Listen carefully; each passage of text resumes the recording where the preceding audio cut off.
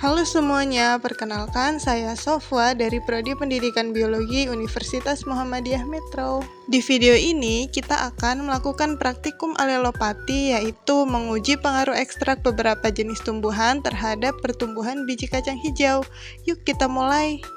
Apa itu alelopati? Alelopati adalah interaksi antar tanaman melalui senyawa kimia yang dikeluarkan dari organ-organ seperti daun, batang, akar, atau sisa tanaman yang terurai. Senyawa ini disebut alelokimia dan dapat menghambat atau mempengaruhi pertumbuhan tanaman lain di sekitarnya. Tujuan praktikum yaitu untuk menguji efek alelopati dari bahan alami terhadap perkecambahan tanaman dan mengenal interaksi kimia antar tanaman yang mempengaruhi pertumbuhan.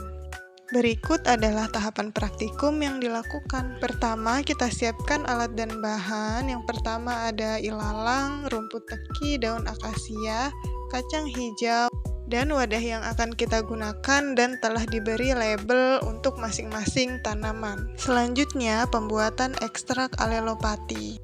Jadi, daun akasia, rumput teki, dan ilalang masing-masing kita haluskan menggunakan blender dengan sedikit air bersih. Setelah halus, lalu kita saring untuk diambil ekstraknya dan dimasukkan ke wadah yang telah disediakan. Setelah itu, setiap wadah diberi satu lembar tisu yang berfungsi sebagai media tanam pengganti tanah. Setelah itu, letakkan 10 biji kacang hijau di atas tisu di masing-masing wadah. Setelah itu, kami menyiapkan 4 perlakuan berbeda. Yang pertama, disiram dengan ekstrak daun ilalang sebanyak 2 sendok.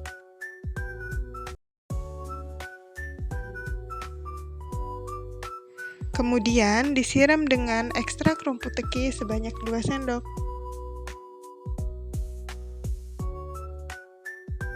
Selanjutnya, disiram dengan ekstrak daun akasia sebanyak 2 sendok.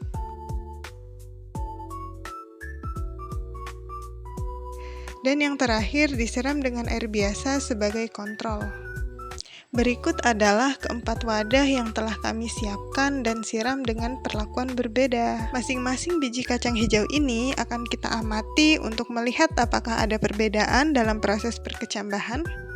Ini adalah hari pertama pengamatan setelah penyiraman awal dilakukan kemarin.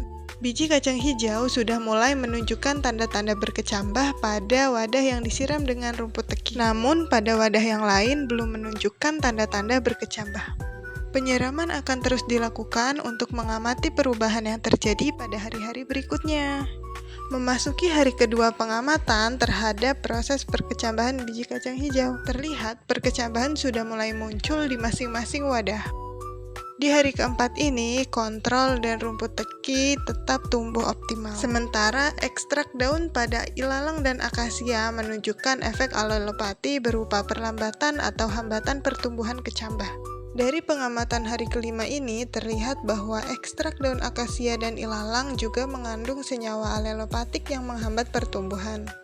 Rumput teki masih menjadi perlakuan dengan efek hambatan terkuat, sedangkan kontrol tumbuh normal tanpa hambatan. Di hari ke-6 ini, semua ekstrak daun menunjukkan efek alelopatik dengan bentuk penghambatan pertumbuhan, dengan rumput teki sebagai penghambat paling kuat, disusul oleh ilalang dan akasia. Berdasarkan hasil pengamatan selama 7 hari, diperoleh kesimpulan bahwa ketiga ekstrak daun yang digunakan, akasia, rumput teki, dan ilalang, memberikan pengaruh berbeda terhadap pertumbuhan dan perkecambahan biji kacang hijau. Hasil ini menunjukkan bahwa pengaruh alelopati bisa bersifat negatif maupun positif, tergantung jenis tanaman dan kandungan senyawa dalam ekstraknya. Terima kasih telah menyaksikan hingga akhir. Sampai jumpa di praktikum dan eksperimen selanjutnya. Bye-bye.